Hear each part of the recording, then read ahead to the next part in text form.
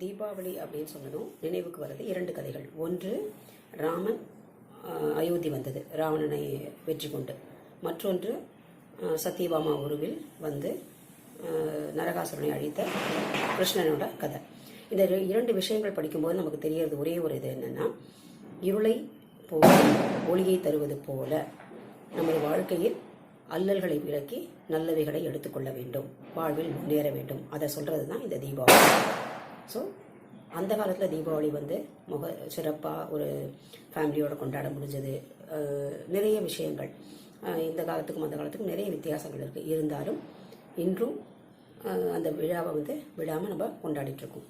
So நம்முடைய மனதில் இருக்கும் நல்லவைகளை வளர்த்து கொண்டு நல்லவைகளை தள்ளிவிட்டு இந்த தீபாவளி நாளில் நல்ல மனிதர்களாக உலா வருவோம்.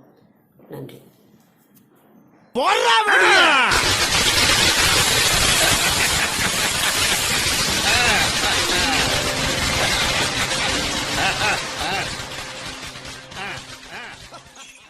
உனக்கு தான் என்ன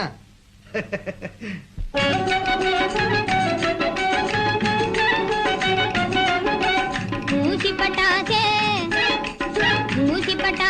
வேடிக்கையா தீ வச்சாலே வெடி டபார் டபார்.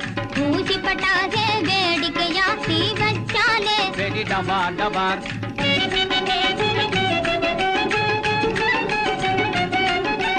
லேடி பட்டாசே வேடிக்கையா தீ வச்சாலே வெடி டபார் டபார். லேடி பட்டாசே வேடிக்கையா தீ வச்சாலே வெடி டபார் டபார்.